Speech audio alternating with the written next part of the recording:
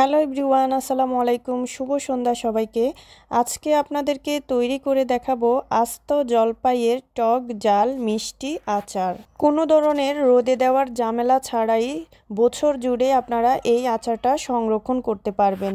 আপনারা যারা দেশের বাইরে থাকেন তাদের কাছে যদি ফ্রেশ জলপাই না থাকে, ফ্রোজেন জলপাই দিয়েও আপনারা এই আচারটা তৈরি করতে পারবেন। তো চলুন দেখে নিন কিভাবে এই আচারটা তৈরি করতে হয়। এর জন্য প্রথমে আমি জলপাইগুলোকে ভালো করে ধুয়ে নিয়েছি। এরপর জলপাইগুলোকে আমি ভালো করে মুছে নিয়েছি। আপনাদেরকে এখানে একটা জিনিস খেয়াল রাখতে হবে, কোনোভাবে যাতে জলপাইয়ের গায়ে বিন্দু পরিমাণও পানি না থাকে, তাহলে কিন্তু আচারটা নষ্ট হয়ে যাবে। এবার একটা ছুরির সাহায্যে জলপাইয়ের গায়ে 4-5টা করে দাগ কেটে নিতে হবে, যাতে করে জলপাইয়ের গায়ে মশলাগুলো ভালোভাবে ভিতর অবধি প্রবেশ করতে পারে। এভাবে আমি সবগুলো জলপাই করে নিব। এরপর চুলায় একটি পাত্র বসিয়ে দিব। সেখানে আমি কিছু পরিমাণ সরিষার তেল দিয়ে দিব। জলপাইয়ের পরিমাণ অনুযায়ী এখানে আমি সরিষার তেল দিয়ে দিব।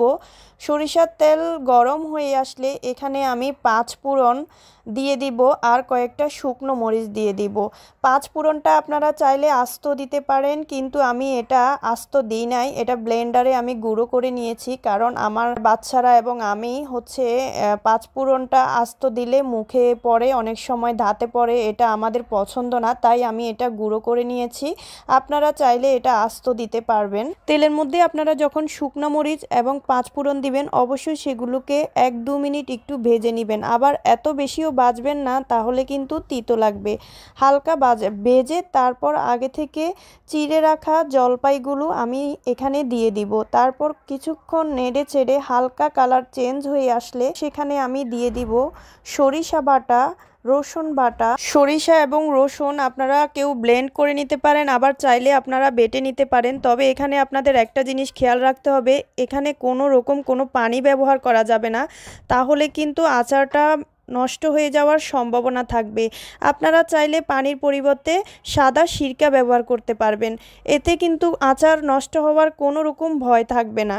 এরপর এখানে আমি দিয়ে দিব হলুদের গুঁড়ো, মরিচের গুঁড়ো, জিরের গুঁড়ো এবং পরিমাণ মতো লবণ। এরপর মশলাসহ জলপাইগুলোকে কিছুক্ষণ নেড়ে চেড়ে ভালো করে ভেজে নিব, যাতে মশলাগুলো ভাজা হয়ে যায় এবং গ্রেভিটা যাতে জলপাইয়ের ভিতরে ঢুকতে পারে। এরপর কিছুক্ষণ নাড়াচাড়া করে আমি এখানে দিয়ে দিব পরিমাণ মতো চিনি এবং সাদা সিরকা।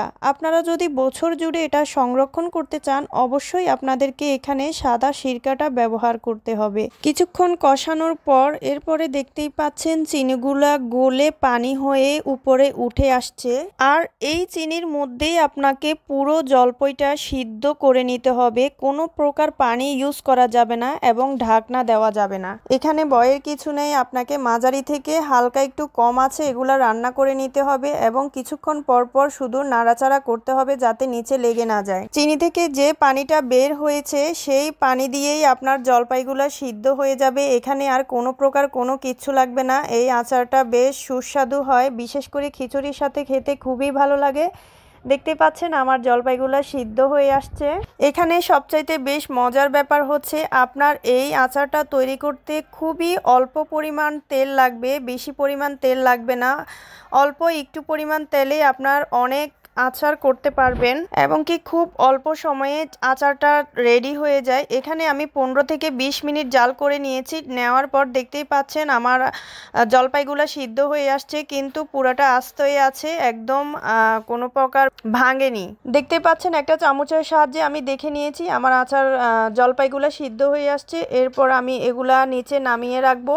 ঠান্ডা হয়ে আসলে তারপর আমি কাচের বয়ামে এগুলো সংরক্ষণ করব। তো আপনারা দেখতেই পাচ্ছেন আমি এগুলো কিভাবে সংরক্ষণ করছি। ভিডিওটা অনেক বড় হয়ে যাচ্ছে, তাই আমি বড় ভিডিও আর বেশি বড় করলাম না। তো সবাই ভালো থাকবেন, আল্লাহ হাফেজ। এবং আমার ভিডিওটি কে কোথায় থেকে দেখছেন এবং আপনাদের কাছে কেমন লেগেছে অবশ্যই জানাবেন। আল্লাহ হাফেজ, সবাই ভালো থাকবেন।